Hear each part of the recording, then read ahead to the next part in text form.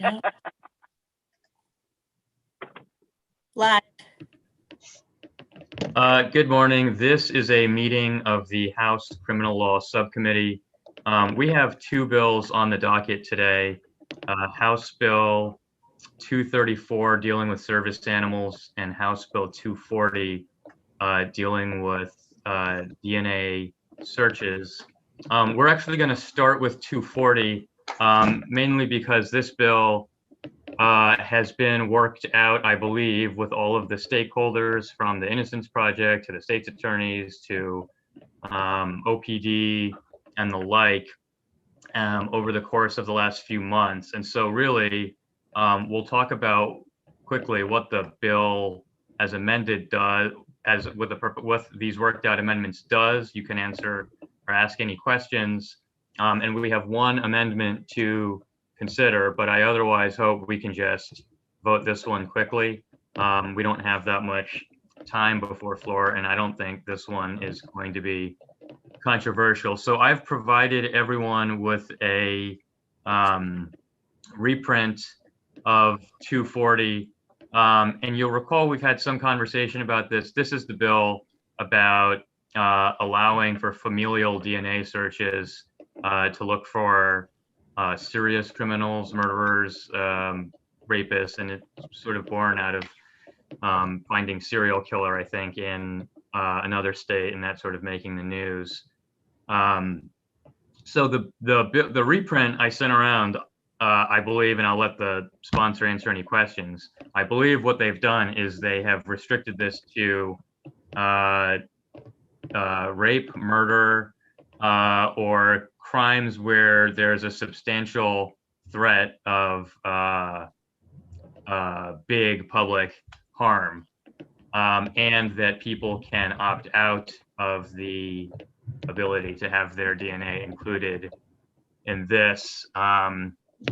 So that's what's before us. We've got the sponsor here to ask answer any questions about this. So let me pause there and see if there's any questions or discussion on this. Yes. Delegate Shetty, just wondering, why limit it to certain crimes, and what specific crimes is it? I mean, I get the general, it's a bit of an intrusive technology. We want to make sure we get the big issues, but can you maybe just comment on the conversation between people about limiting the law to certain crimes, and again, what those crimes were? Yes, I'd be happy to answer that question. Thank you, Delegate Grammer, for asking it.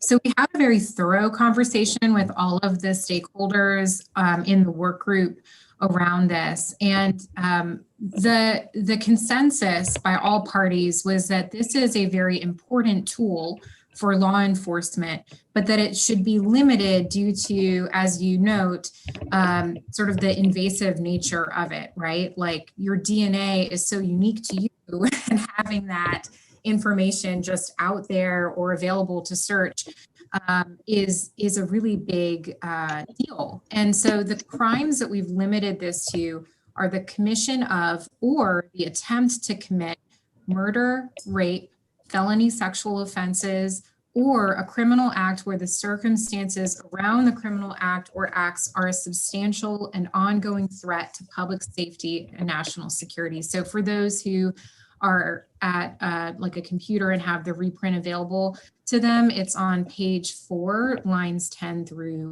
14.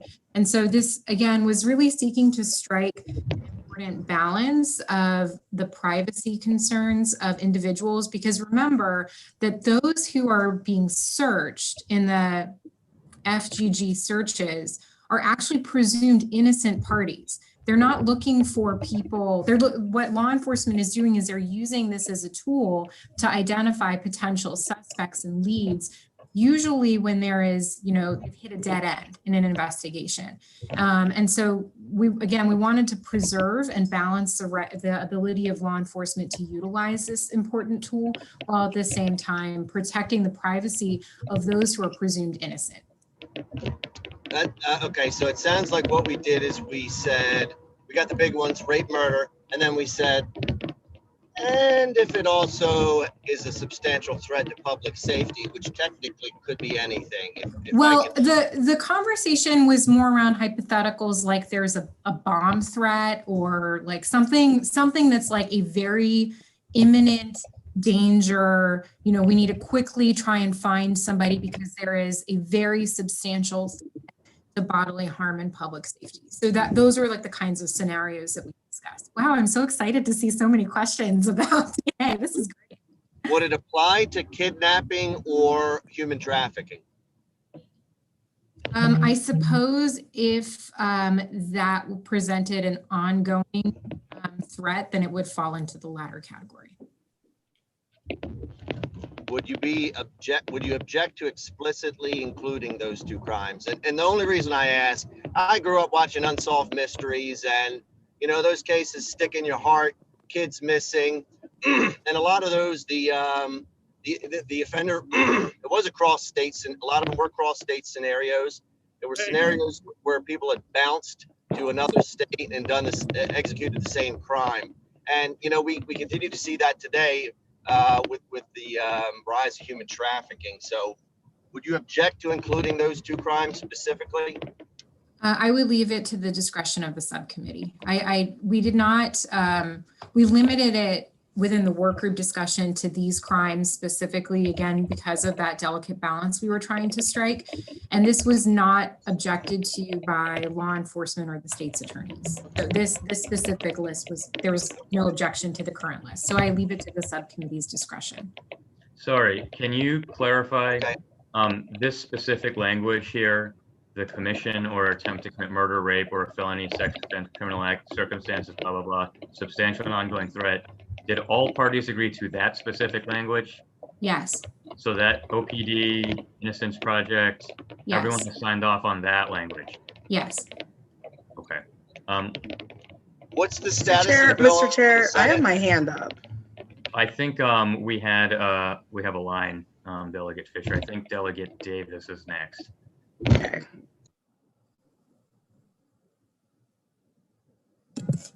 Was that my cue, Mr. Chair? Yes, go ahead. Okay.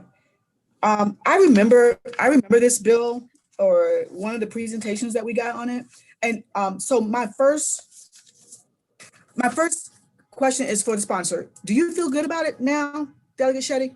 I do. I really feel like this is a really strong bill that will protect the privacy rights of innocent parties while at the same time allowing for the limited use of this very important technology. I do feel very good about this bill.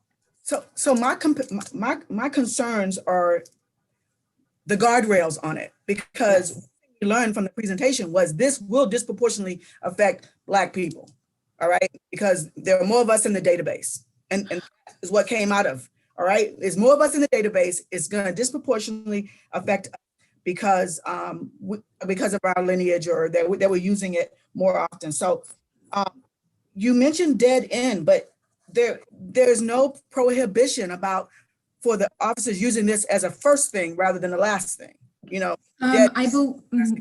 So I would love to, if I may, offer two responses quickly. So one, I really appreciate your feedback on this, and I have a deep concern about this not disproportionately impacting African-American communities. I would say that in the presentations we had before the work group, what came to light was that that in CODIS, in the state's database, you have a disproportionate representation of Black populations, but in these genetic databases that are primarily utilized by like direct consumer, but then individuals are then subsequently uploading their data into things like GEDmatch, those are overrepresented by Caucasian Americans. And so it's actually a little bit skewed more towards like white people in those databases. And so, and then to your point, there is a clause, thank you for pulling that up. There's a clause on line 25 5 and 26 highlighted here, that reasonable investigative leads have had to have been tried and failed before utilizing this. And it's only unless they're only kind of loophole to that is like in the event that there's like an actual ongoing threat, then there's like an allowance for the utilization of this technology. But even still, the investigators have to go to court. They have to make a showing of why they need to use this technology. Like there's a substantial amount of information that they need to provide to the court to put in, as you referenced, those important guardrails to protect the privacy of the individuals whose data is going to be surfaced through this technology. Okay, I know there are a long list of questions, but I've got 2 more. Storage of the data. Once they get it, can they keep it? Nope, they have to once all post-conviction or appellate rights are exhausted, then the data must be entirely deleted. Okay, and you mentioned opt-out. So if I opt out and my daughter doesn't, my DNA is still in there. That is a big reason why these guardrails are really critical. Okay, thank you. Yes, ma'am.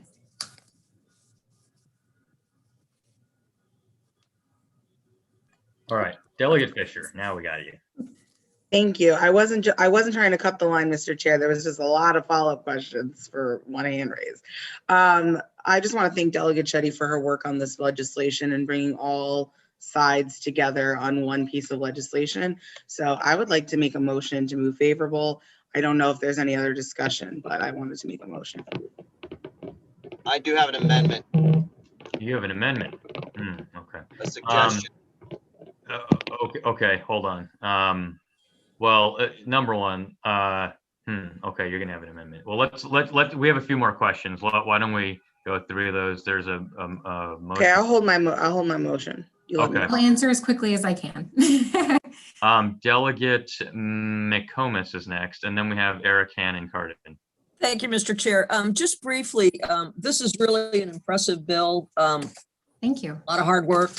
Yes. The question that I have is, okay, I'm going to give you a hypothetical. I'm kind of concerned about drug kingpins and drug kingpins that might be lacing heroin with fentanyl. And so the folks on the street say, hey, you know, all these people are dying and they're dying of overdoses. We need to, you know, get at it because it is a public health safety issue, and it's you know, people are dying like flies. Would they be able to access this as it is, or do we need to say something, you know, having to do with drug? What do I want to say? In other words, people peddling drugs, kingpin drug users, or the importation of illegal drugs, because I'm just kind of concerned that you know, we could have something like that.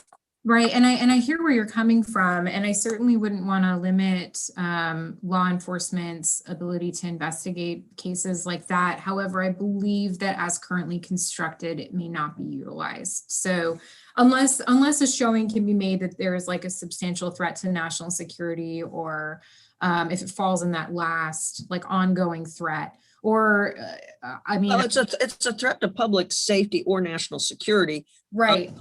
Could we put So, public, I mean, I guess if a public showing health? can be made that that's the case and a court agrees, then it can be utilized. But I think it would have to be shown to the court that that particular case falls under that clause. What if we tried to add just public safety, public health, or national security? Because or let's say somebody's trying to import sarin, or you know, just fentanyl, or the virus. You know, let's say the Hunan virus or something, and that there's a real concern for that. I mean, I believe that under those hypotheticals, it's possible to argue that that's a substantial threat to public safety. So it could be. Would it hurt though to just add public safety, public health, or national security? Just To be honest, Delegate, we didn't discuss that specific hypothetical in our work group, so I don't know like whether there's broader impact, but I would defer to the subcommittee if that's something of interest. Delegate Shetty, can I just follow up on this question? Yes. We would have to get, we would have to run this back up through groups, right? To see what the impact of adding that language would be. Yeah, and I mean, I would argue also that to the extent that the subcommittee is interested in these types of things, I'm more than happy to engage with the members of the work group to float these. And then if there is interest, I'm happy to introduce them as sponsors for the full committee when we take the full committee vote. So I can take note of all of these concerns that have been raised, and certainly I'm more than happy to do that. Our work group members have been very responsive and are very excited about the product that we've produced. Thank you, Delegate McComas. All right, Delegate Erican. Thank you, Mr. Chair, and thank you to Delegate Shetty for this really, really hard fought and complicated issue and bill. I would just say that I really don't want to change the bill at all. I mean, I think the work that's been done where we've brought normally opposing sides all together to agree on this work product, I think it's good. I think a lot of the hypotheticals I've heard, at least from Delegate McComas, I think that, you know, in a warrant process, if you have to get a warrant to get the DNA search, database search, a judge is going to listen to all of this and consider the language, and they're also going to consider the conversations that we are having right now, because this is saved for posterity. So if there's not clarity, then they can look to see what the makers of the law intended. I would just say, in terms of a public health emergency, I think most judges would think that that is an imminent threat if it was raising to the level of sarin gas or something like that. I mean, that's obviously an issue of national security. So I don't think that we need to change the bill, and I get nervous when a bill has been worked on so hard and there's such great compromise, tinkering with it and risking the entire work product that's looking really good. So thank you. Thanks That's for all really your helpful work. feedback. Thank you. Yeah, Thank you, Delegate. yeah, great job. This was a really Thank you. complicated issue. Yeah. So I would second the favorable as amended move once we get through all the questions and people have. All right. But I'm So really happy. awesome. We've got a motion for favorable. We've also got a question from, or excuse me, comments from Delegate Cardin. But before Delegate Cardin goes, I just want to remind the committee chair, please, that there is the sponsor amendment that needs to be adopted. Yes, no, I got it. I got you. Thank you. Okay, go ahead. So let me just say, first of all, Mr. Chair, that I would move the sponsor amendment and ask for a second on that. And then also I will echo the comments of Delegate Erican, 100%, that this was well organized and well done. We've had this issue, and the reason that you're getting all these questions is because we've had this issue and similar issues many times in the past. I think Delegate Sidnor, now Senator Sidnor, brought in similar legislation years ago. Some we passed, which we haven't, and it was not necessarily as well organized and orchestrated with all parties coming together. For that reason, I would strongly urge us to consider some of the legislation that Delegate McComas and Delegate Grammer are talking about for future legislation, and to work it all out with all the stakeholders in advance so that we don't mess up 2 days or 3 days before crossover. So I'm going to triple the second and move the amendment, Mr. Chair. Second on the amendment. Okay, great. So listen, and look, we will have time to bring additional amendments to full committee. So let's go ahead and take a quick vote on the sponsor amendment, which conforms the bill to the reprint that you were all provided. So all in favor of adopting the sponsor amendment, raise your hand. All right, is there anyone opposed to the sponsor amendment being adopted? It doesn't appear that way, so that's unanimous.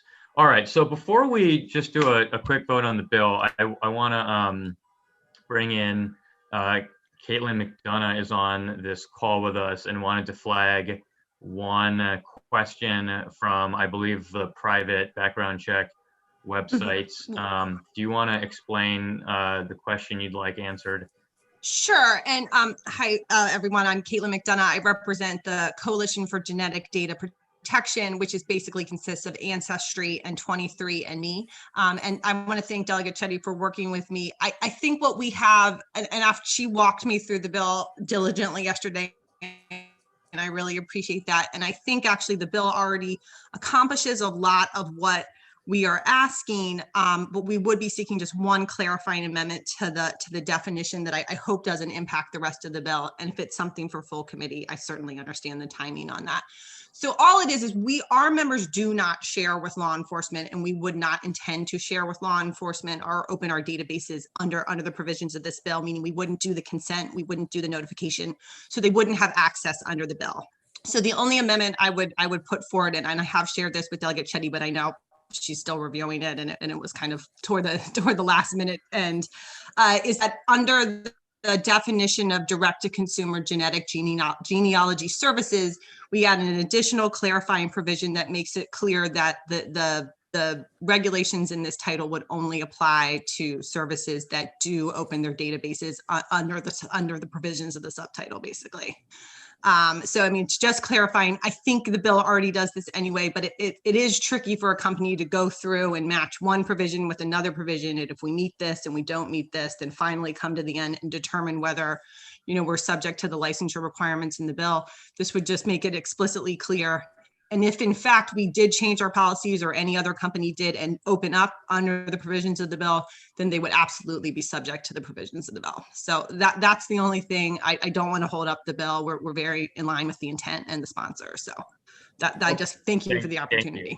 No, that's good. And Delegate Chetty is trying to run that question back up the flagpole just to kick people's thoughts on it. It doesn't appear to be necessary from most eyes. So again, I would recommend that let's take the vote. We've adopted the amendment. Let's take the vote, and we can try and catch the answer to this again before full committee. And again, if there's an amendment needed, we'll take it out then. Does that sound reasonable to everyone? Okay. So why don't we go ahead and do? We had a motion and a second on. Sorry, Delegate McComas. Just briefly, where exactly, Chairman Moon, do you find where it takes care of what Ms. McDonough is talking about in the bill, or Delegate Chetty? Yeah, and just so I can see it. Yep. So page 4, 31 to 34 notes that the database requires both notice and consent for law enforcement to utilize these searches, or to utilize their services. So that provision specifies, or specifically excludes companies that do not do that. And as Ms. McDonough noted, her clients don't allow law enforcement to search their databases, so they're excluded in that section.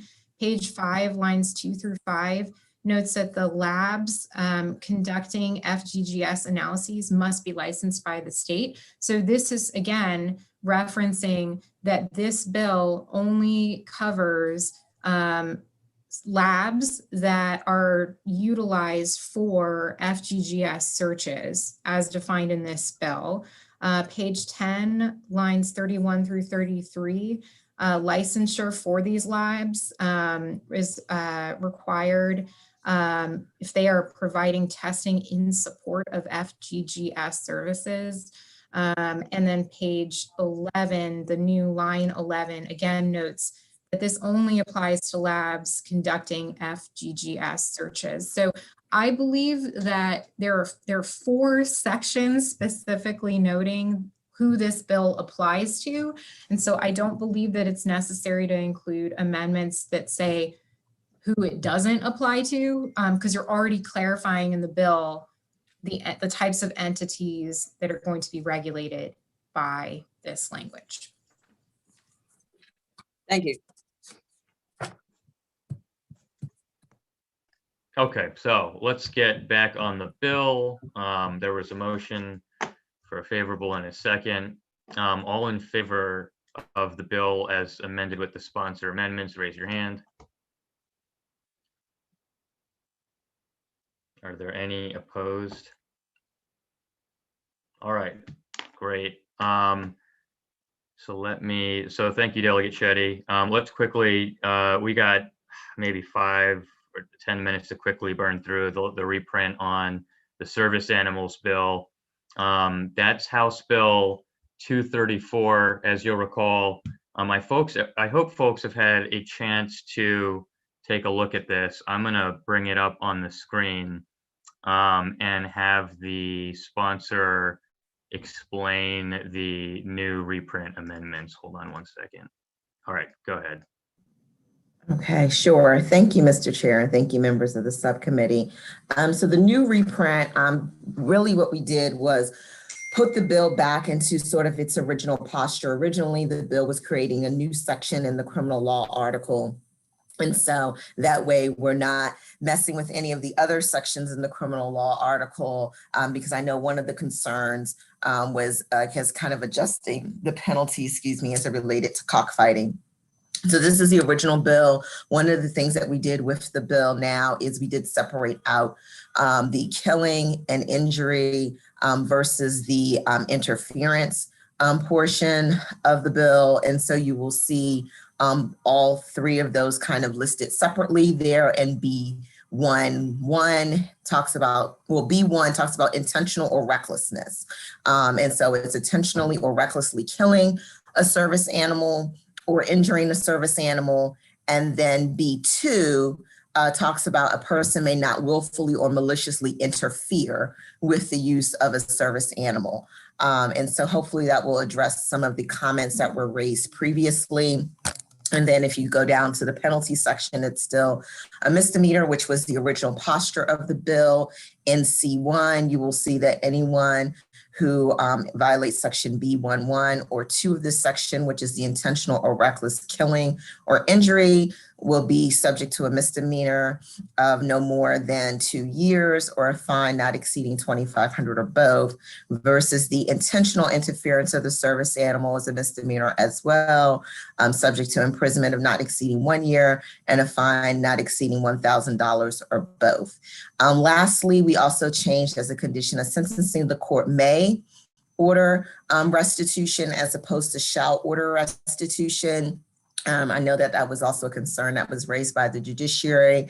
And then later on, if you scroll down, you'll just see it's really just a copy of what is in the Human Services article that defines what a service animal is, which is just simply a guide, signal dog, or other animal individually trained to do work or perform tasks for the benefit of an individual with a disability, including guide individuals with impaired vision, alerting individuals with impaired hearing to an intruder or sounds, providing minimal protection or rescue work, pulling a wheelchair, fetching dropped items, or detecting the onset of a seizure.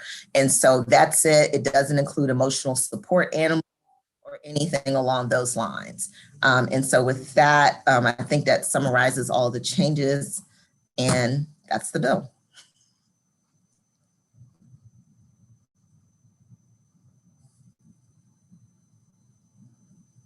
Delegate McComas has a question. No question, just move favorable on it. Second. I have questions. Delegate Fisher.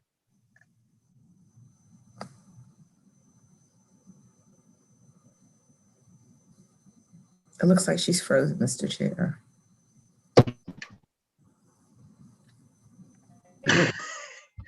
I won't lose service in the house garage, but I'm a little unsure on my phone about if your dog. Okay, I gotta wait. They're like, you can't hear me? We can hear you now. You froze up there for a minute. Okay, sorry. I have a question about the part about the criminal penalty if your dog, like you intentionally, I don't know if the word is intentional or not, will attack another dog, and how you codify the dog attacking another dog is now an upper criminal penalty. So like Yes. I let my dog off the leash. I didn't mean for my dog to go bite the service animal dog because he got spooked by a squirrel or something. I don't know. My dog is a little crazy. You know what? I don't understand that part. Yeah, so it's an intentional thing. So you have to intentionally, and I guess in your case, it would be an injury of the service animal, or you intentionally allow an animal that the person owns or over which the person has immediate control over to injure the service animal. So it has to be an intentional So what's thing. an example of me intentionally having my dog hurt a service animal dog? For an example, hopefully this would never happen, but if you honestly just really dislike the person with the service animal dog, I mean, in my line of work, I hear dogs can become an issue. They make noise all the time. I'm absolutely sick of their dog barking all hours of the night. And so I see them walking there, they're walking out and about, and I literally intentionally say, let go of my leash and say, Fido, go bite him. I think that would be an example of intentionally, having an animal that's under your control go and intentionally harm another animal that is a service animal, and that it is a service animal. I'm a little concerned about that being a little far, and versus like criminal penalties. I'm a human doing an action to another human for the service animal. And I think throughout the bill, I'm totally comfortable with the language of malicious and intentional, but there's different standards throughout the bill. Okay. So I think we need to clear up like everything in the bill criminally would be malicious and done with intent. So the fact that the word intentional is required in terms of an injury, you feel like it's not sufficient? I think if you're going to make a criminal penalty, it should be the same. So it's all going to just be intentional, or the whole bill is going to be intentional and malicious. But I'll let other people comment. But I just think. Yeah, I apologize. I'll just let other people comment. Delegate Fisher, we have a few hands, and so let's. Is Dylan on with us right at the moment? Maybe he's not. If we run out of time, I do believe we have additional time allotted after floor as a possibility to continue the conversation. Just I'm not sure if that is disruptive to other of the advocates. It may be. I apologize, but we may get called to floor in a minute. The bells haven't rung quite yet. So why don't we plan on talking? We'll take Delegate Cardin's question, and then we'll probably have to break and pick it up after floor. But Delegate Cardin, you want to ask a question of the sponsor? I'm going to vote for it no matter what, but I think that maybe something, I know that we went back and forth, we've gone back and forth. Here's my question, Delegate Williams. The concern about intentional. So I can see an issue of if there's gross negligence, would a judge construe that as intentional? If I left my gate opened for my dog, knowing that my dog can be aggressive, would that be considered intentional? Number one. Number two is if I go and pet the dog because I love dogs, not realizing that I could injure the dog, that was intentional, but it was not malicious. Right. And my intent to be kind, not knowing, not appreciating that it's a service animal. So I share some of the concerns with Delegate Fisher, and that's an example of how intentional might not necessarily be malicious. But like I said, Delegate Cardin, the bells are ringing. I'm going to we have Melissa from the Seeing Eye here who wanted to just quickly respond to that. So I'm going to let her respond since she's here and has been waiting. And then we're going to break and pick this up after floor. But Melissa, did you want to respond to any of this?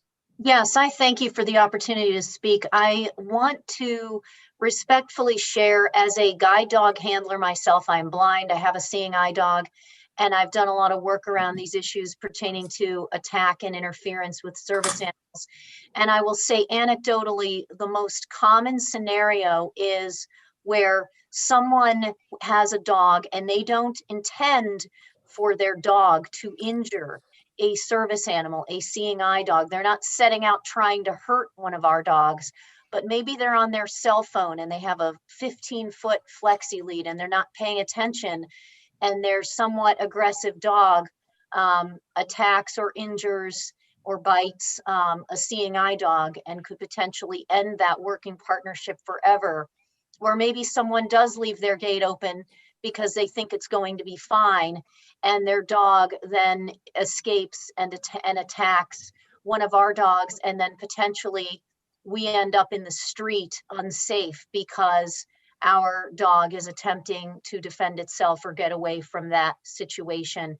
So I think this recklessness standard is extremely, I know that it's still in the bill in some capacity. I don't have an interlineated copy, but I would respectfully ask that that perspective be considered as this committee works very hard on the bill. And I want to thank Delegate Williams for all of her efforts. Please let me know if there's anything else I can clarify or any questions I can answer. I know time is short. Great. And colleagues, so we're going to pick up at 12:30 today, 12:30 to 1:30, using the same link that you have here, but we'll go ahead and send an email out. So we unfortunately have got to break. That ends this meeting of the Criminal Law Subcommittee. We're